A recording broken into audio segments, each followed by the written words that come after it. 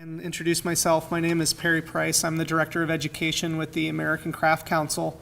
And I'm here because I wrote a just brief little piece in American Craft magazine last year based off of an idea that had been kicking around for a while, which is what would be the role of design in craft education.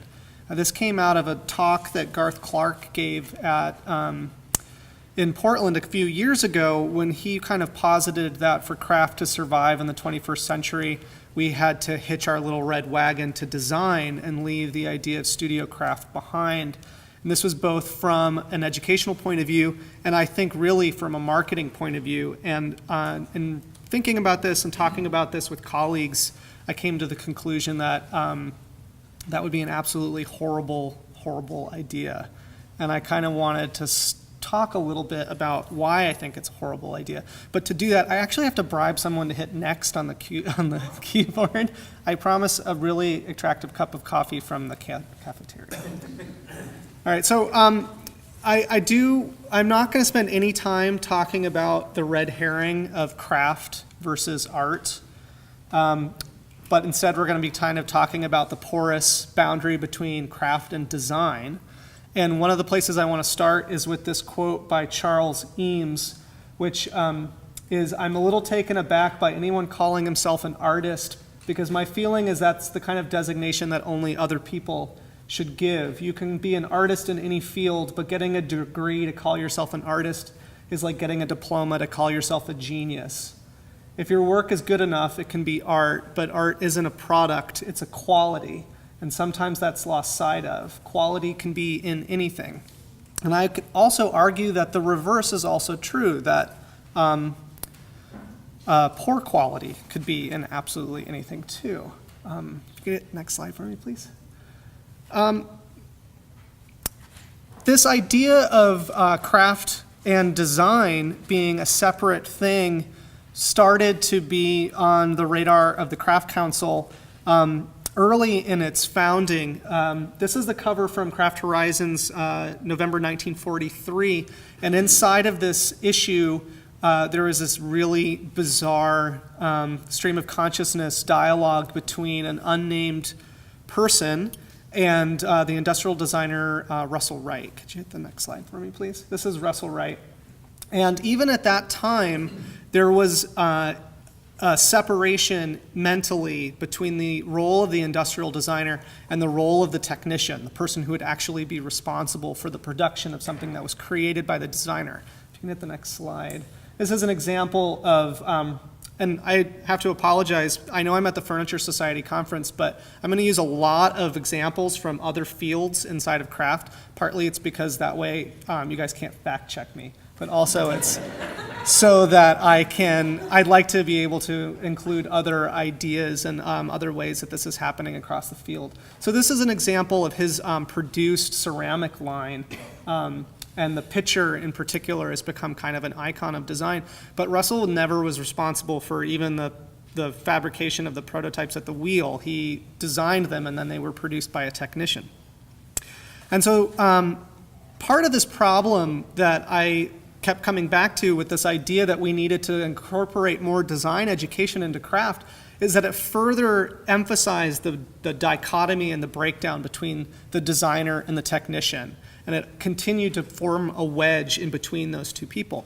And even in 1943, you have an industrial designer like Wright who also agrees that this is problematic.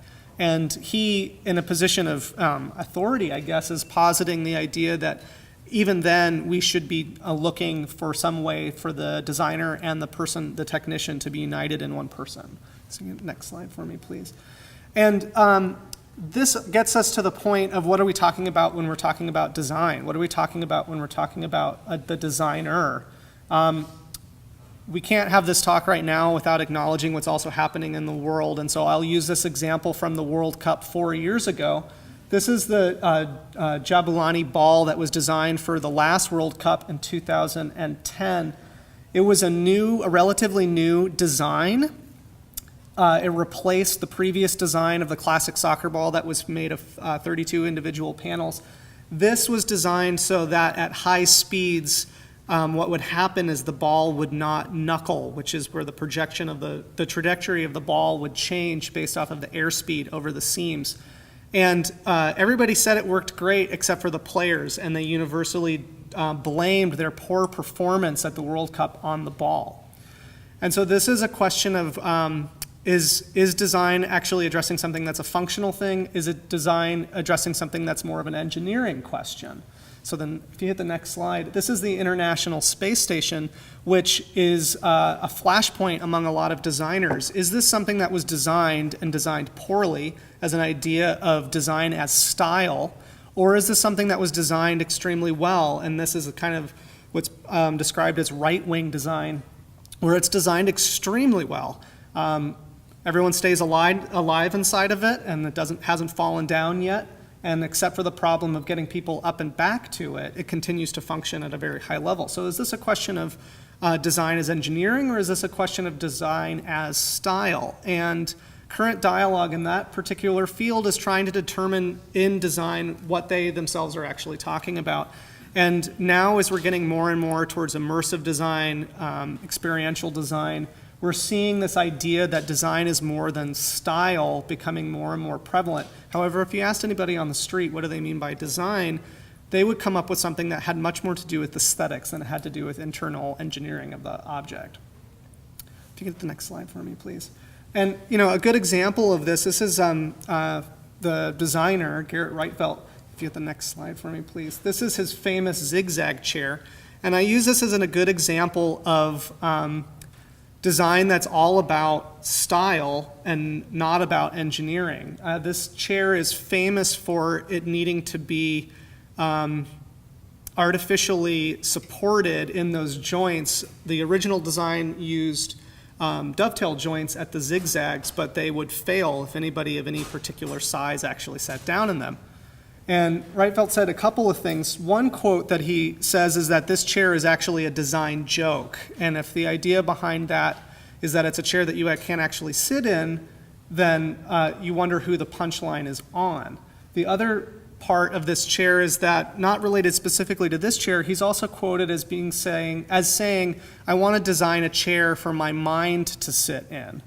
And so this gets to the point of the idea of a chair as being all about its form and its aesthetics and not about substance. If you could hit the next slide for me, please. But in thinking about this unification of the designer and the technician, it seemed to me that there is a particular example of this in education that did influence craft education in the United States in a very perceptible way, and that was the Bauhaus. That was active in Germany from 1919 to 1933 before it was shut down by the National Socialist Party. This is one of the founders of the Bauhaus movement, Walter Gropius. And if you can hit the next slide for me. These are Gropius and a number of the famous teachers of the Bauhaus. And of course, I would ken immediately to any school of thought where everyone is wearing a bow tie. But the idea behind the Bauhaus, and I know that this is probably a familiar topic for many of you, but in 1919, they put out a manifesto that kind of explained where they were thinking about it as a school, and it included the quote, architects, sculptors, painters, we all must return to the crafts. And the idea behind this was that you would, at the Bauhaus school, have two teachers. There was a master of form and there was a master of technique. And the idea was that painters and sculptors would teach you everything you needed to know about the production of quality form, and a technician would teach you everything that you needed about the production of quality construction.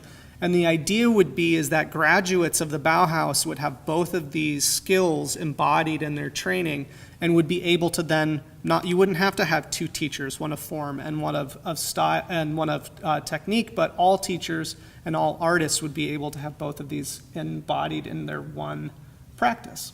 Look at the next slide. Some of the famous people who brought this theory to the United States and our own teaching institutions, Gropius came to the United States and ended up settling in Boston. Joseph Albers came to the United States and for a time was teaching at the Black Mountain School in North Carolina. And he continued to teach this Bauhaus ideal of design through actual material manipulation.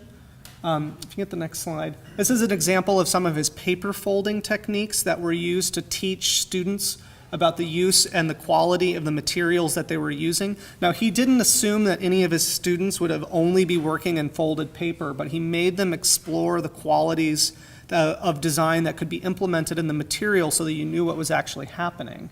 If you get the next slide. This is an example of those same paper folding techniques by two MIT professors, Eric and Marty Demain, who have figured out how to use computational mathematics to explain what is happening in these complicated forms, in addition to using these same design principles to produce one-of-a-kind pieces of artwork. This is Josef's wife, Annie Albers, before they emigrated to the United States. And the next slide is an example of some of the weavings that she taught. And Annie is well known for taking what was considered also at this point an industrial process, weaving, and trying to figure out how it could be used as a tool for individual expression. And she never shied away from the idea that weaving could be both done by a machine or done by hand. And that, I think, has a lot to do with the fact that they were working in a material that had a mechanical and industrial component to it as well. There was industrial weaving for hundreds of years by this point. Another good example of this in the 20th century in the United States would have been Jacqueline R. Larson, who had both a line of weavings that were done by hand as well as weavings that were done for industry. Probably, though, one of the most influential teachers of the Bauhaus model in the United States in craft was Marguerite Wildenhain, who taught in a number of places before finally settling in Pond Farm in Northern California. Here she is at the wheel in Pond Farm. And she was an adamant teacher about the idea that you needed to learn how to use the material in an embodied, haptic way, to the point where students at Pond Farm never fired any of the ceramics that they made. And if they did fire them, they almost routinely broke them after they were made, because the idea was about learning from the process and figuring out the best way to design the ceramic at the same time as you were producing it. This is an example of some of her early work that was done before she emigrated to the United States. This is a teacup and saucer that was designed for a German airline. And the problem was, now we all use ceramic cups, styrofoam cups, but back when you needed to use a ceramic coffee cup on an airplane, of course you had a saucer because, we're not heathens. But how do you keep the teacup or the coffee cup from sliding around on the saucer? And so the foot of this teacup fits inside of the ring of the saucer. And if you see the next slide, this is some of her later work. So you can see that she did soften in her later years and was producing work that we more typically think of as functional ceramics in the 20th century being produced in the United States. But she had a profound impact on the way that ceramics were being taught in the United States, about the idea that you needed to be both a designer as well as a technician. And she would often emphasize the role of the technician over the emphasis of the design, and that it wasn't, unless you could implement the design, you were unsuccessful as a potter. And maybe two of the most well-known examples of this Bauhaus ideal, although they weren't Bauhaus trained themselves, are Charles and Ray Eames, whose studio produced not only furniture like the lounge chair in wood, which is the next slide, is an icon of modern design, but they also produced films for IBM, a number of different types of pieces of furniture for industrial manufacturers, but they also, and a number of graphic design elements, but they were not involved with the actual fabrication of these pieces, but they were involved with the fabrication of the pieces early enough on that they needed to understand how the plywood would work. At no point did they design this chair and then hand it over to Herman Miller technicians and say, well, now you need to figure out how to implement this. The Eameses were the ones who were responsible for figuring out how could the plywood be bent in 3 dimensions, and then how could that technique be reproducible in an industrial setting. So 43 years after Russell Wright is in Craft Horizons lamenting that there's this split between the technician and the designer, we get to Hetty Backlund, who is writing in Craft Horizons in the 1960s that there is a deficit in industrial design, and the only solution to that is craft artists being trained in how to work in industry. The problem is that by this point, the Bauhaus ideal has combined with a number of other art education movements in the United States. One of them was the Otto Solomon promoted Swedish school called Sloyd, which was meant to teach handwork as a moral imperative, that it was meant to make you into a whole human being if it didn't necessarily make you into a particularly good craftsman. And then the other one was the manual training movement, which manifested itself in a number of craft departments in the post-war period, which was boosted by the number of artists who were flooding into art departments because of the GI Bill. Around this same time, so you're starting to also see the influence of the standard studio practice at a university level be influencing the way that craft education is taught. The first MFA that we can arguably say was in the craft media was given in 1943 at Alfred. And as soon as you have professors who are measuring their ability to get tenure on securing an MFA, being collected in major collections and having exhibitions, you have a totally different pressure on what it means to be an effective teacher and what it means that you're passing on to your students. And so we see the roots of this happening in the 40s, which further divides the split between the craftsman as technician or the craftsman as designer, and who is actually involved with the production of those pieces. A good example of where this was felt and problematic. This is Edith Heath, a ceramic artist who's well known for her ceramic production in Sausalito, California. Edith was actually banned from participating in American Craft Council shows because her work was considered to be too industrial. She used a number of jigging machines and mold casting. And if you hit the next slide, this is one of her iconic teapots. I'm sorry it's a little washed out, but it's considered a classic of modern design in ceramics. And her production methods were considered too industrial to be included in the canon of 20th century craft because she didn't have her hands muddy enough. But I think if you look at some of what she was actually doing, it's obviously arguable that that was not the case. But this is a good example of how that wedge got driven deeper and deeper. In contrast, you have someone like David Pye, who's talking in London about the workmanship of risk versus the workmanship of certainty. And so this is the same thing that while it's helping us understand exactly what's happening in various craft practices, it's also reinforcing the dichotomy. Edith's work represents too much of the work of certainty because her mold cast ceramics take away any of the element of risk in the various skills that she is producing at various times.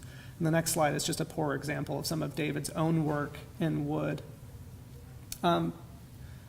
And a good example of the way that this gets implemented in furniture is George Nakashima in the Nakashima studio. This is Nakashima near the end of his life in Japan.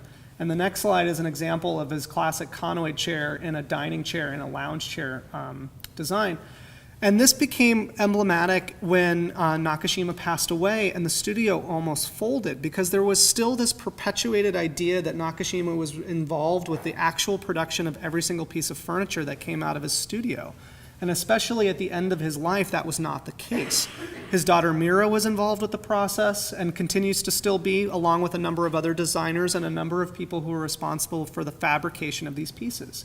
So do they represent design in that Nakashima, through material thinking, was able to come up with what this chair would look like? And if you go to the next one, this is his classic conoid bench, where he was incorporating, of course, some shaker elements as well as the live edge of the wood, which can't be necessarily replicated because you're determining what the aesthetic of the piece is going to look like based off of the raw material.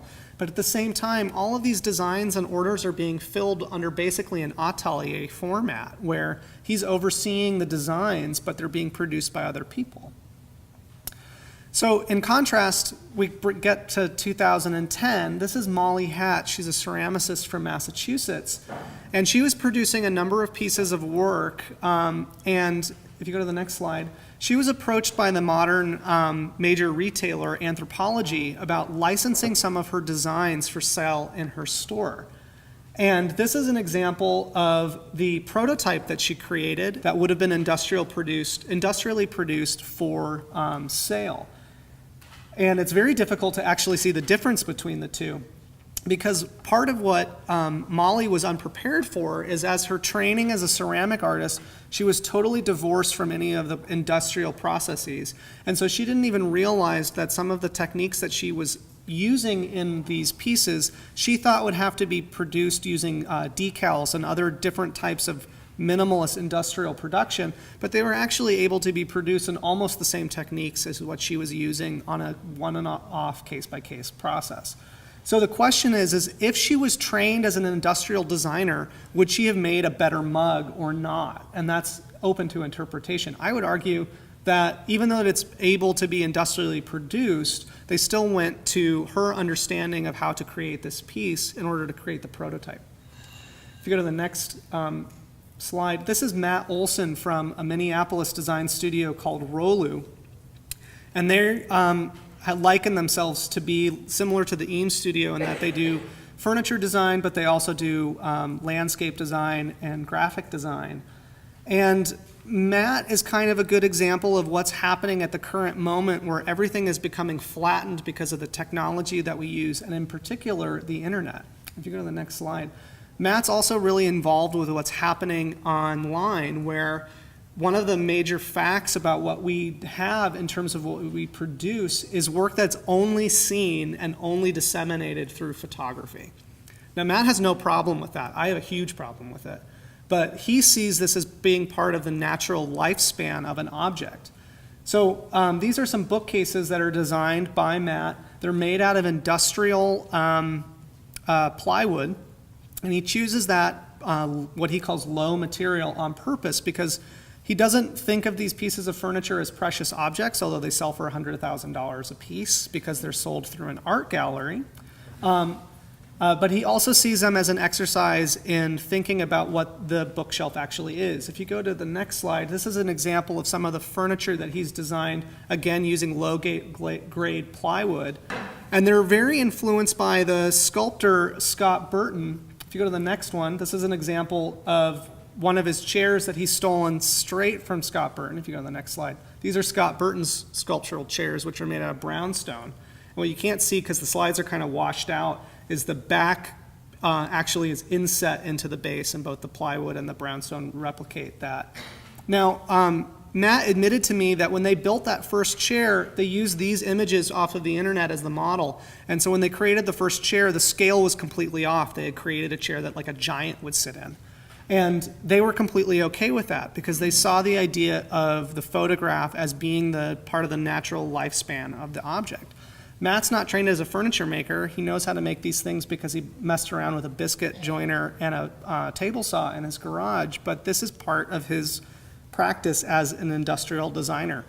And although I really like Matt and I'm very interested in his ideas, I think his work suffers because he doesn't have the necessary training to understand how to manipulate the material.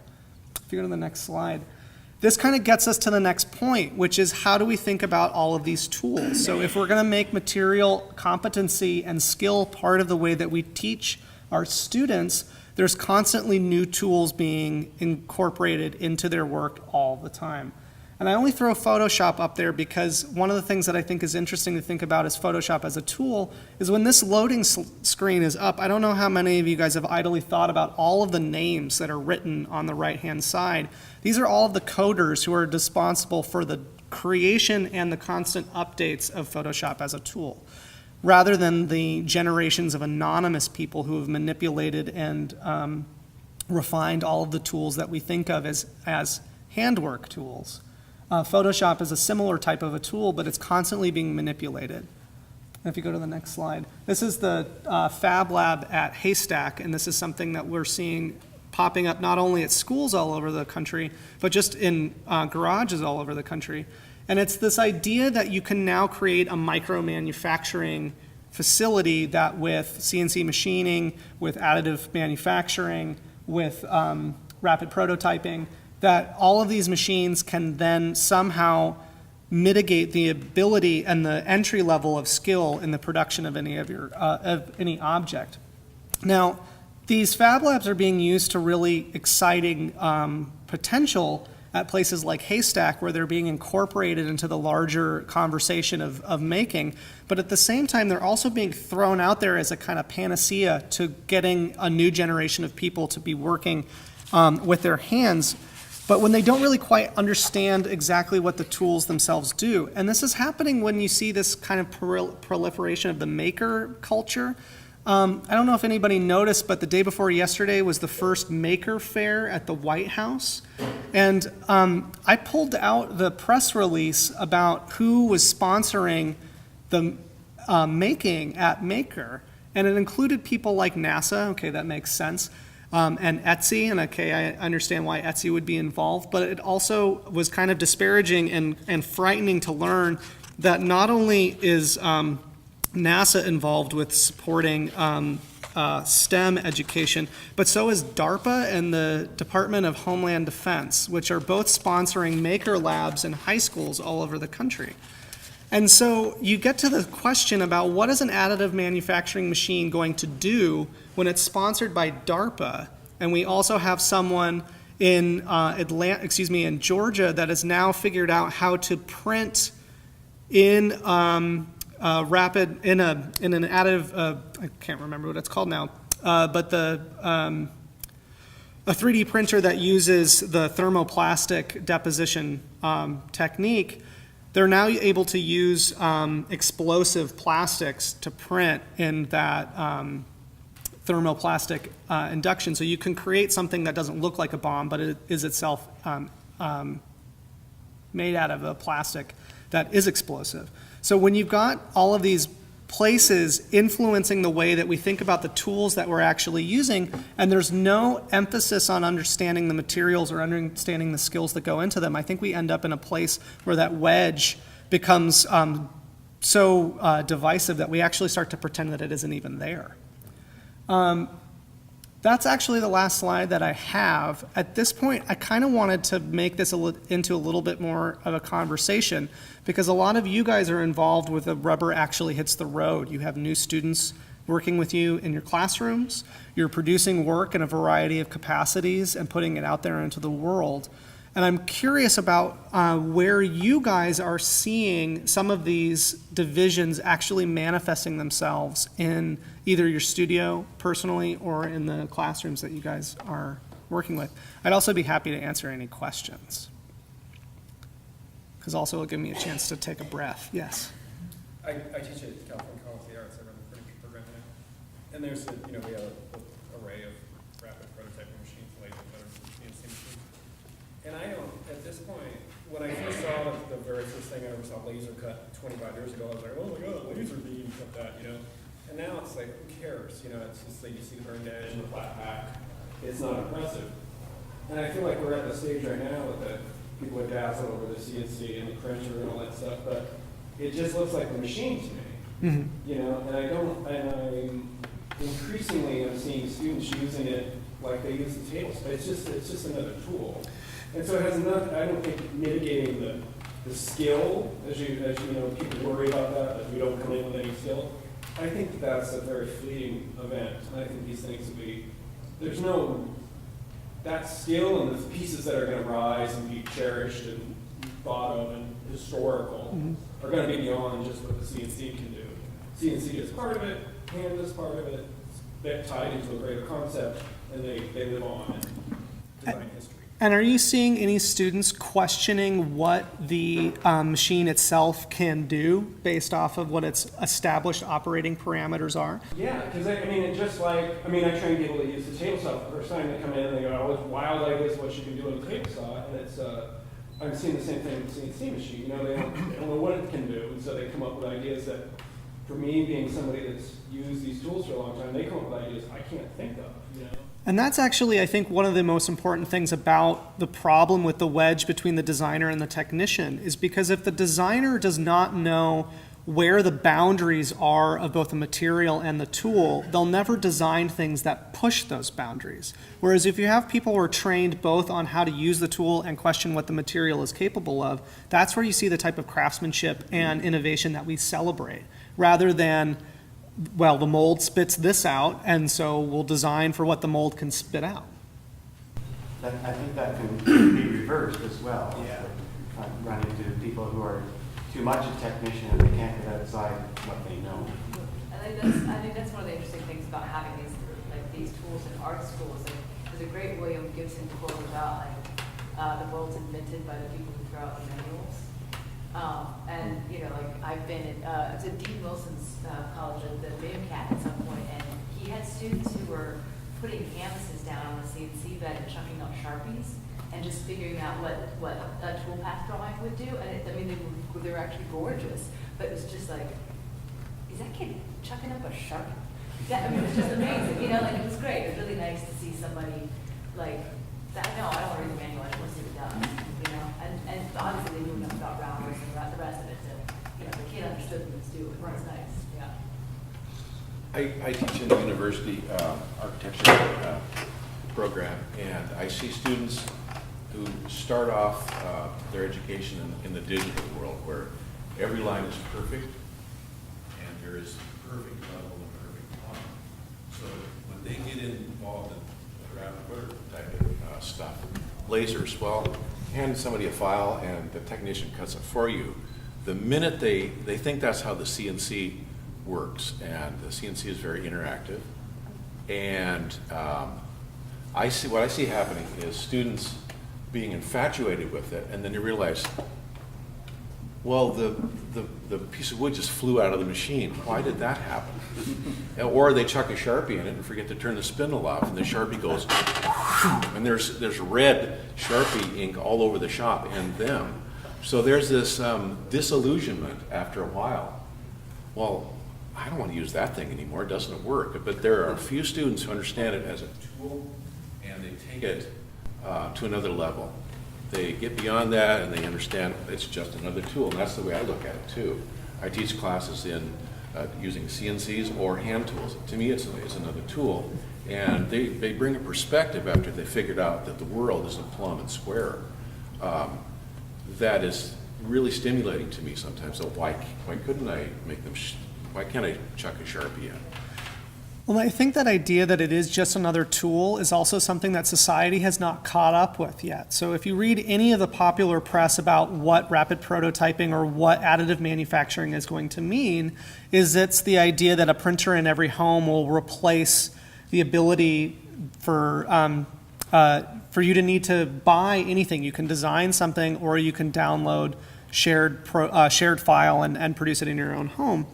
But at the same time, when you have, I can't remember the gentleman's name, but he did something for the New York Times where, because now that there is additive manufacturing that can print in food, he decided to have an entire meal that was done so. The problem is it took 8 hours to do, and it tasted like starch and xanthan gum. And so there was this rapid disillusionment about what was actually going to be happening. So I think that the people who are using the material and becoming immersed in what it is capable of more quickly get over that ability to be disillusioned by the tool that popular culture has not yet caught up to. And so we need to give our artists the opportunity to actually do that for people rather than driving it the other way. Because I would argue that everybody who learned how to use Photoshop and has a printer at home probably prints out their airplane boarding passes more than they print out anything else. And I imagine when the laser printer was able to be put into your home, all of our offset printers in the world were thinking that this was going to be the end of fine art printing. Well, it obviously could not be further from the truth. Jeffrey Osner from the University of Washington. I think one of the issues may be what is the culture of the place or the culture of the school. Here in the Northwest, we have a craft culture, so the issue of it's just another tool fits, you still use hand tools, it's still part of the teaching of furniture within an architecture school. But there are places, I don't want to name them, where the idea is the students are going to be designers, so they design something and then they turn it over to a shop technician who builds it for them, which I sort of don't see the point of. And I was rather shocked when I learned there were schools that operate that way. But that sets up a whole culture of designers as a kind of technocratic elite, and then there are blue-collar workers who actually make things. And so I think it is problematic if the culture of the place perpetuates those divisions, everything else you talk about follows. Well, and I think that that's not a new division. I mean, looking back at Russell Wright's commentary or the idea of Bauhaus training to begin with, I mean, the aesthetics of Bauhaus aside, that was them trying to counteract that division. And obviously there are some places where it's been successful, and there are other places where it's not, where the idea of material thinking is what's being taught in the studio, and other places where it's only the conceptual thinking that's being taught, not really in the studio. There is this issue of the level of design and the extent to which the designer can have a link to material.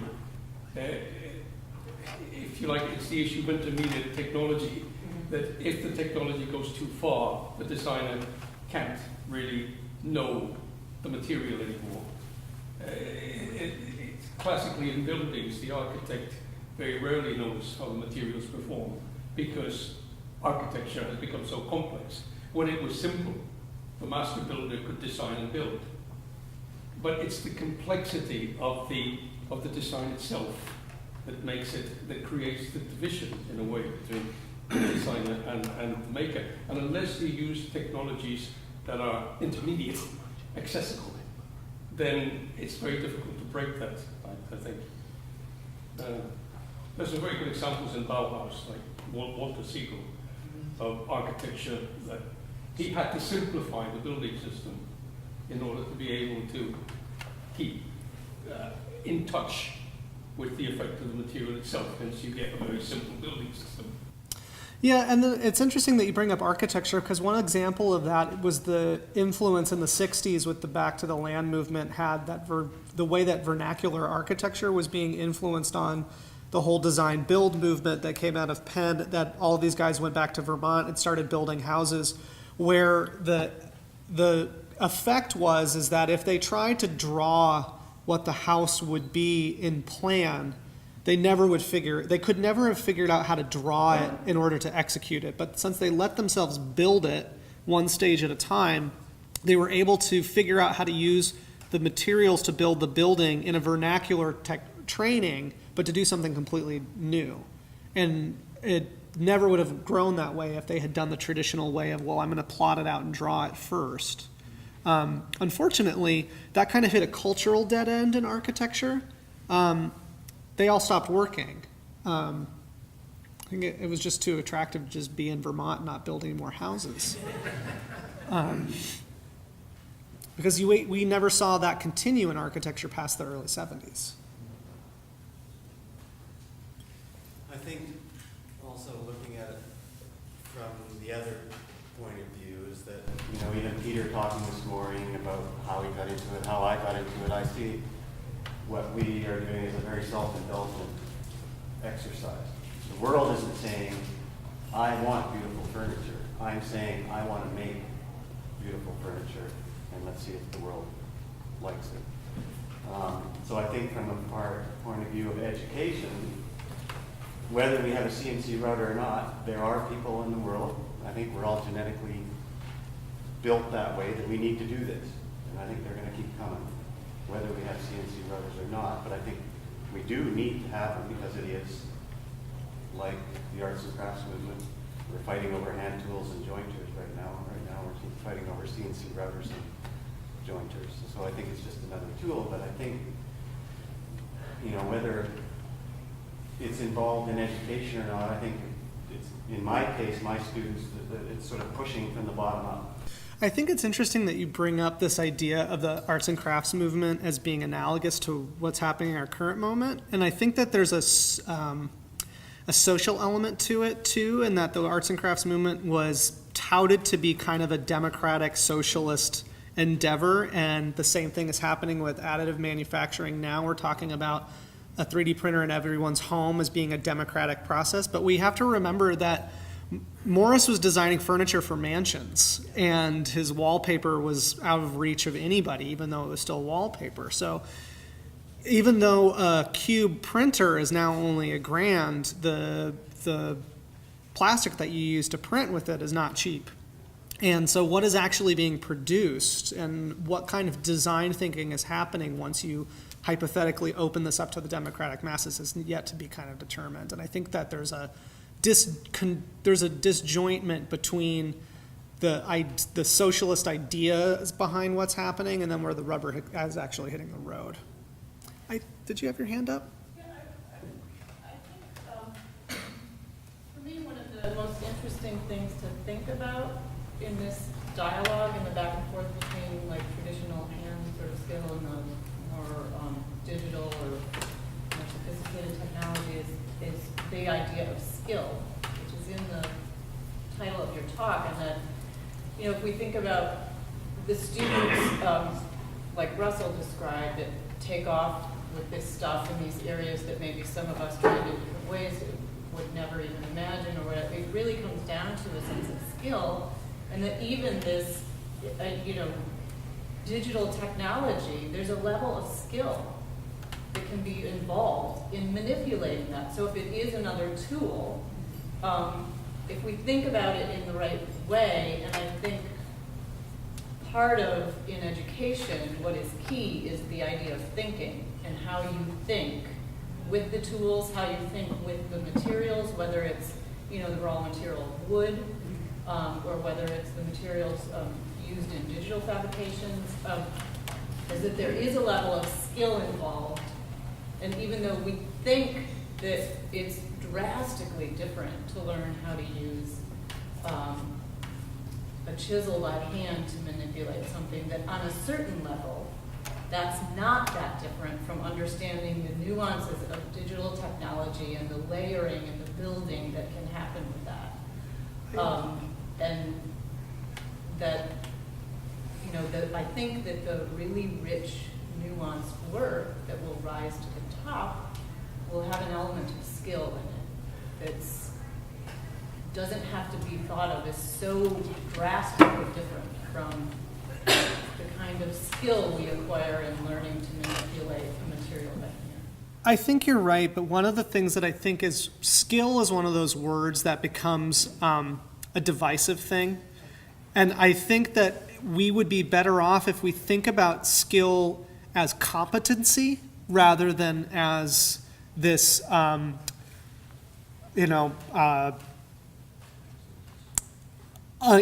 perfect ideal that everyone is searching for. And so if we use the word competency instead of skill, it removes some of those layers of attachment that we have to it, and then it becomes easier and more interesting to think about how new technology is being implemented if you, as an operator, you reach a certain level of competency, whether it's with a hand plane or with a router. But the problem there is that competency also reinforces the dichotomy between the thinker and the doer. And so one of the things that I think is very, very important in terms of teaching people how to deal with with the material is a critical material thinking that is in complement to the competency. Because if you become competent in something, you don't question the limitations of it. I just had a thought in regards to the comment about schools where someone will design something and then pass it off to a technician. And the ideas we're talking about with tools, that's something that applies to a lot of different things. Like a chisel is a tool, a hand plane is a tool, a table saw is a tool. And as we're talking about, a CNC router is a tool. And I wonder if we make a qualitative jump from something like a table saw to a CNC router, or at that point we're moving into robotics, which the craft person might, I can see a difference between using a table saw, which you have to learn. You have to learn what can a table saw do. You can learn tricks on a table saw and ways to get better results with a table saw, as opposed to something, I've never used a CNC router, but it strikes me as robotics, where you place something somewhere and you stand back and you run a program, and now machines are doing all that. I think the reason I threw up the PowerPoint, the Photoshop slide, is because they list all the names of the coders there. It does two things. One is it makes it apparent that that particular program was also developed and constructed by individuals who understand how that tool actually can be functioned. And even though I don't like the word, they also understand where the program can be hacked. So you'll have to forgive me because I don't remember his name, but there's a British artist who was able to manipulate the program of a 3D printer so that in replicating some ceramic objects that he created, the code was corrupted based off of the way that light was shining off of the prototype. So the constructed piece, rather than being a complete reproduction of the prototype, was distorted everywhere the light was reflecting off the three-dimensional surface. And so this was meant to be not a production object, but finding the seams in the way that what I think you've identified as the robotics, but the control of the machine, of that particular program can be manipulated. So we need to think strangely of the tool as being a material that can be manipulated just like the material itself can be manipulated. Because part of what you're learning with the table saw is what kind of blade am I putting in it? Can I, change the speed of things when I'm loading it through? All these little different types of things that you also can be thinking about in terms of the code that runs the program as also being able to be manipulated. And that's, to your earlier comment, the idea that there are people who are not questioning the limitations of any of these things is where we're going to find some really interesting stuff. My question is when you get like Statsies making the Cube 3D printer for less than $1,000 and wanting to make it a public commodity product, either it'll be something that everybody owns and never uses, and there'll be a couple of really inventive kids who take it apart and really tinker with it, or do you make it as simple as possible so it can be manipulated by the greatest number of people? I'm sorry, I said there was a bunch of hands. Who went up first? You guys can figure that out. I think there's an important issue here that we're talking about, but maybe not calling, which is semantics. And I think it's a big part of this new emerging way of fabrication. I think that this is a really powerful group of people to have in a room together, especially at this juncture where things are shifting, and we're definitely in a change period where we have this new technology. Everybody's trying to figure out how to use it and what and why and what we're going to do and how we're going to push it. But to have folks all in the same room who are talking about this, who have a grounding in craft, and who also have an interest in this kind of new digital fabrication, we have the opportunity to bring in the semantics that we use, the language that we speak that addresses the craft and the hand and the skills and the muscle memory and those things that we've built over many years, and use those same words to describe an approach to these digital fabrication tools. Because I think that there is, in my experience, so many things that are the same in your approach.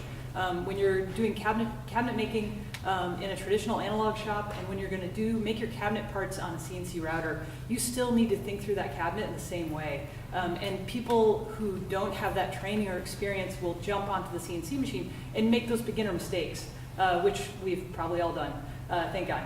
And everybody needs that learning curve, and I think that there's something here to address, which is to talk about approaching those digital tools in the same way that we've learned to approach the other tools, so that history is built in, and that those mistakes are built in, and that there is an expected learning curve. Because I think, like the gentleman said on the other side of the room, you set your material on the machine, press go on the CNC, but there is so much more that happens after that. What is the sound of the bit? What is your tooling doing? How fast is it moving? What do the chips look like that are coming off of it? Is your material burning? There are all these things that we become intuitive with the hand tools that are still crucially important to how we use the digital fabrication tools. And so I think that in some ways we're talking about the same things, maybe not using the same words. I think the other thing that you brought up that I think is something that nobody ever thinks about except for the people who are actually involved with these digital technologies, and that is finish. And nothing comes out of the machine finished, which is a huge, I think, cognitive disjunction between the way that we understand these machines to actually be used and popular culture, which sees it as coming out of the bubble pack, completely finished. Oh, just to build on that, when the gentleman across the room mentioned, and I've never used, programmed the CNC myself, but I got a grant and got a big CNC in, and I just had, and there's this kind of blind spot when you're used to being a woodworker and you think you can just push go. So we've got the big machine. I just had the opportunity to interview like 8 different people who wanted the job to be our tech to run the CNC.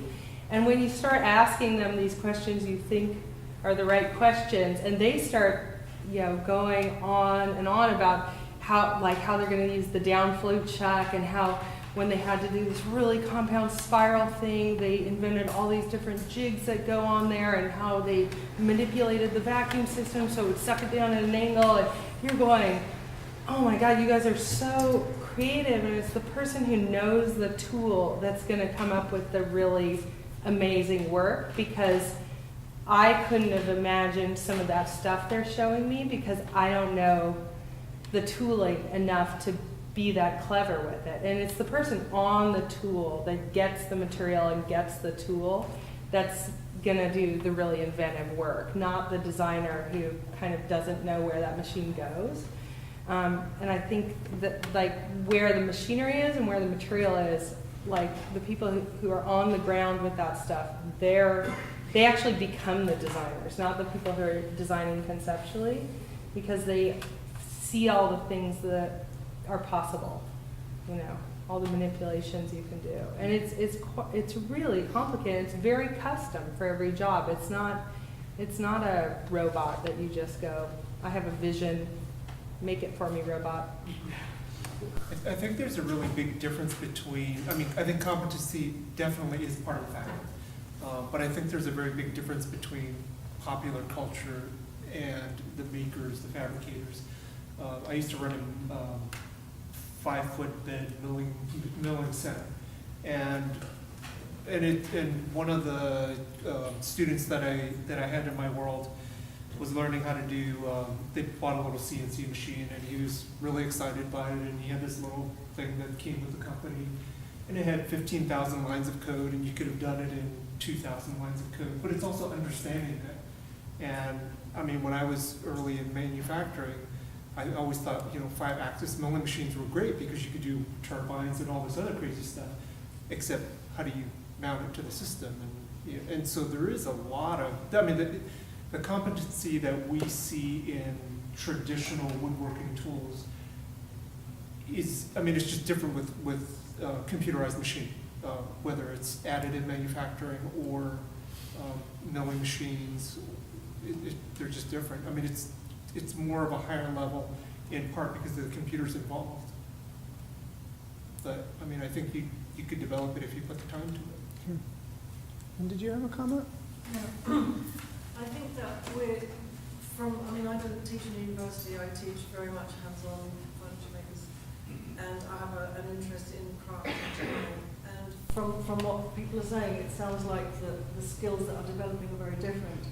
And I was interviewing a silversmith a few months back who's in his 70s, and he brought out a piece of work that he's making, and it was a tiny silver box, and it had 8 sides, and each side he had sawn out these incredibly tiny little shapes, so that when you look through it, you saw, you get what I'm saying. It was just unbelievable. He couldn't have done that.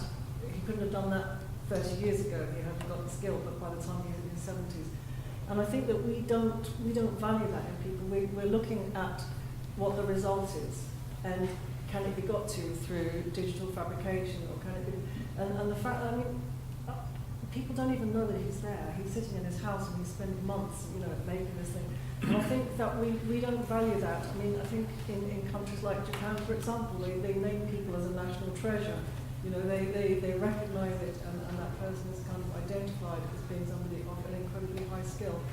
And I don't think that we do that. I think to some extent, this guy's in his 70s, he'll live a little bit longer, and then he'll go. He won't have taught anybody that. He won't have passed that on, because there aren't people who are interested in learning that, because they're doing digital, they're doing laser, they're doing fabrications.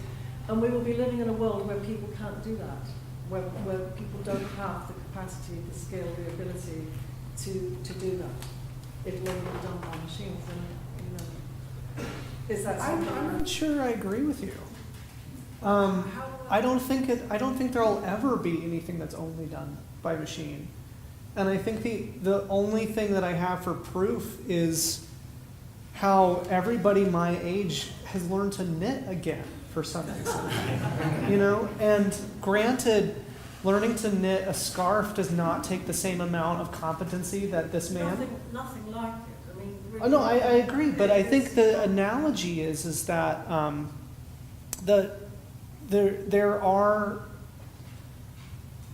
there will always be ebbs and flows, and as things become more and more digitally manufactured, there will be, for better or for worse, no matter how it's branded, pushback against that. And the way that it's manifested is in the number of people, in this example, who are knitting. Now, will even a small percentage of them rise to the ability of that silversmith in fiber, in an analogous material? Probably not. But at some point, one of them will. And they'll either rediscover a technique or they'll invent a new technique. They'll find a way to synthesize traditional techniques with new ways of working. Well, they'll make a machine that can do it. Or they'll figure out how to do it by hand as well. I have no doubt that these things will be lost, but I have no doubt that they won't also be rediscovered again. I don't think anything is completely ever totally lost. And that's because I work in an institution where my office is in the middle of a library, and I see kids come in every day, and they learn about a material that hasn't been in vogue for a generation, and then they become absolutely fascinated with it. And people are constantly, I mean, the whole reason we have additive manufacturing is someone thought that tool would be cool and try to figure out a way to do it. So I think what's more important is the idea that we teach people that they can be a critical thinker and a critical maker at the same time, and that they can have both sides of that Bauhaus ideal in one person, rather than reducing one person only to the sum of their skills that may or may not be lost. I mean, I agree with you that it would be a tragedy if this person never passed on their skills.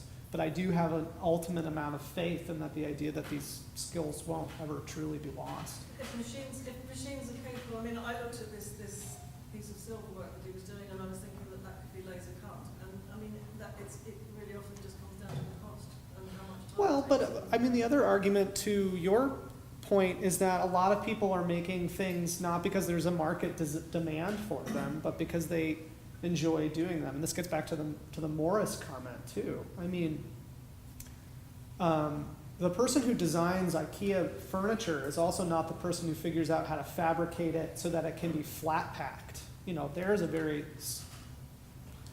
dichotomy of market desire versus what is actually being able to be fabricated. And so, I'm sorry. And so there will always be two sides to that spectrum. And the market demand will be on the other end, but then the other end will be people who learn something for the joy and the pleasure of learning how to do it. And will they have market success? Probably never.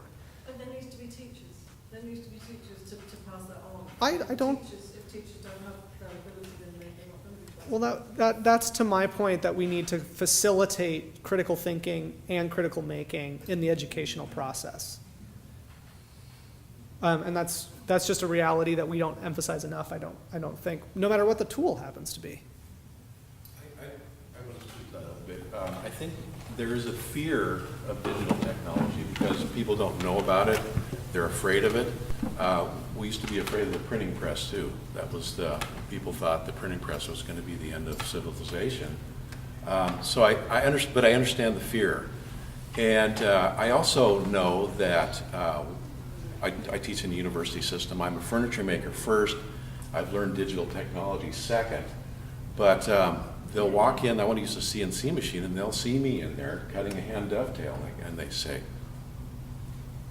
wow, that looks easy, let me try that. And they make the dovetail backwards, the classic thing, and they go, wow, you made it look so easy, that's really hard. Would you teach me how to do that? Sure, I will. And the same students that I see who are really interested in digital technology came to a lecture.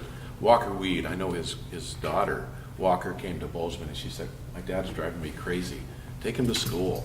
Let him talk to the students. And I didn't know how they'd receive Walker, because he's on it, he's passed away, was a great guy. I had 50 students show up and they were just like, oh my God, this guy's great. So there is an incredible interest in craft and building, hand building. It's not going away. As a matter of fact, I see it just expanding. So I think there's a fear of digital technology is going to take over the world and we won't have people who do this stuff anymore. My experience personally is that that's not true. And to echo that, back to my analogy of people learning how to knit, we've had industrial knitting machines that never drop a stitch for a long time. It's not stopping people from wanting to learn how to do it themselves, no matter how competent they are at it, or never become. You in the back? Yeah, following up, you changed the word fear to anxiety. Okay, yeah, there we go. That's what I experienced. I don't think anyone, it seems like a lot of educators would be opposed to having a CNC available to them. But for people in my generation, there's anxiety about learning how to use that. And it doesn't do anything different in the end. It's different learning how to do it. But what seems to be maybe where the fear comes in is one of the joys that I get out of what I've done in my life is having a sense of authorship. And whether a CNC will ever give you, there's a fear maybe in that part about that authorship not being yours as much anymore as it might have been before. So, interesting comments to that. And that fear of authorship, I think, is really interesting, and it gets back to that quote that I led off with, is that art is a quality, not a product.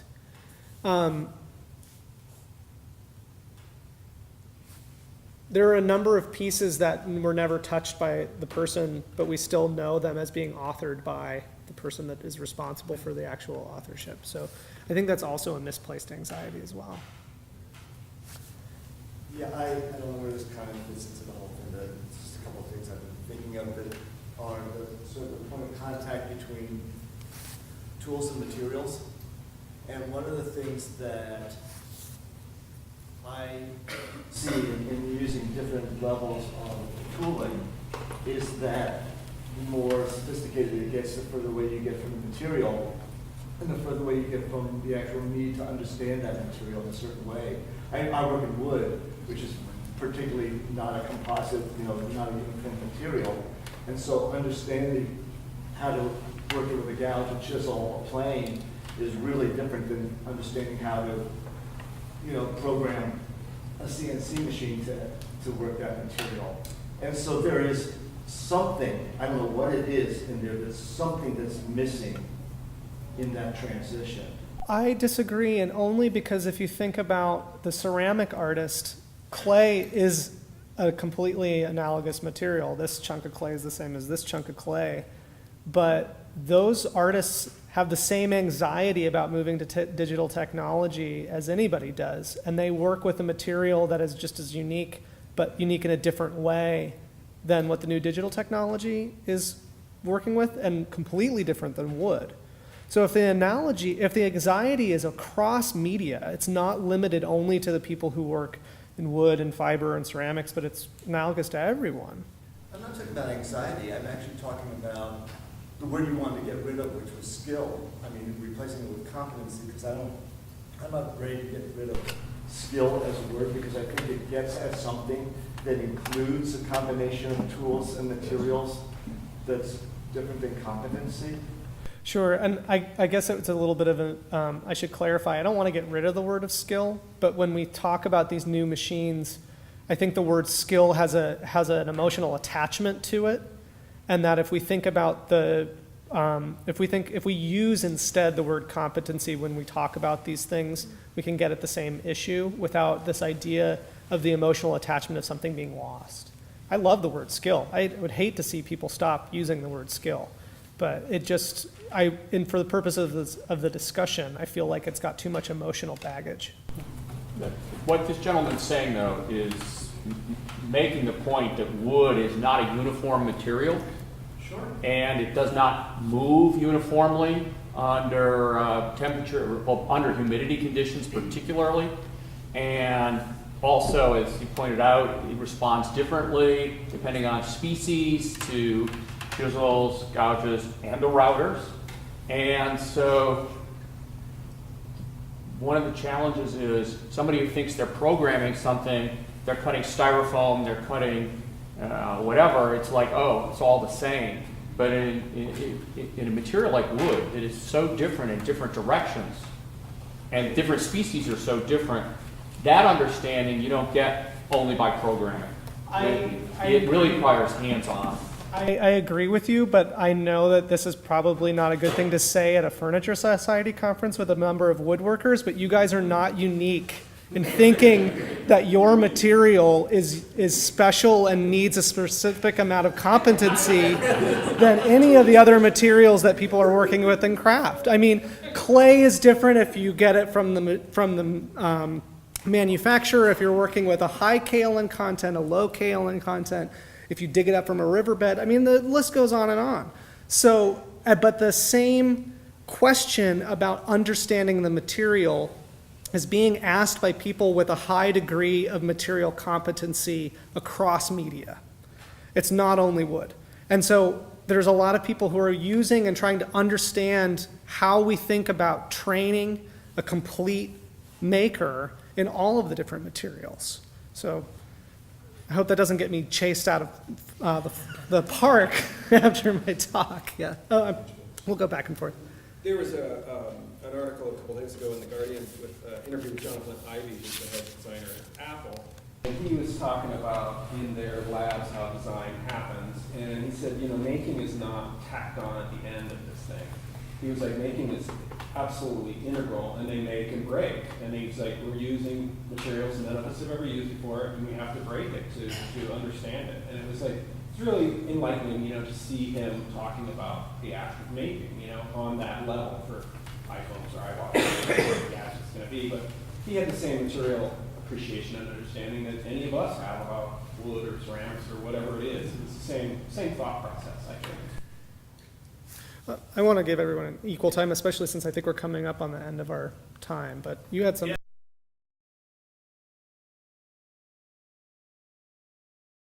Photoshop, the idea of using Photoshop, and of course, when everyone first acquires Photoshop and puts it on their computer, of course they're going to do the graphic arts to the nth degree. It's going to be a wonderful thing, and then most of them end up printing out their airline tickets.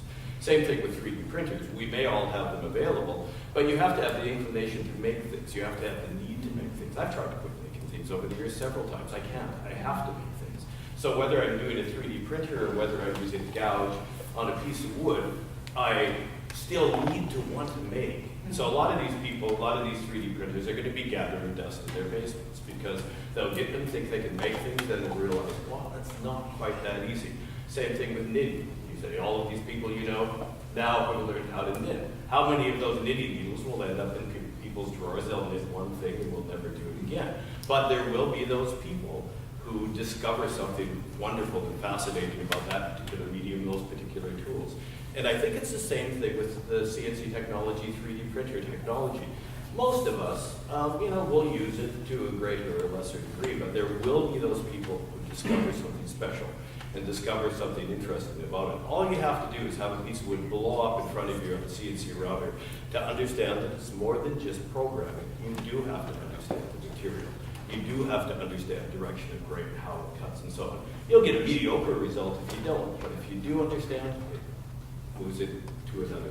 And this is, I think we're all talking about the same thing, and that the real point of what I was trying to get out of the conversation is that we need to remove the wedge between the designer and the fabricator, because unless you do understand that, if you are only the one sitting at the table making the design and you cede all of those actual fabrication decisions to someone who does understand the material, that person won't be able to have a good synthesis between what you're actually trying to create and the design itself. You need an education to give the situation where the person has those competencies in a complete way. Otherwise, yes, I think we're out of time. Otherwise, I'm up here so I get to have the final word. Otherwise, we end up with a situation where you do have that split, where you have people who think it's only about the design on one side, and it's totally divorced from the people who are responsible for the actual production. Okay. Thank you guys for engaging with the conversation. I really appreciate that.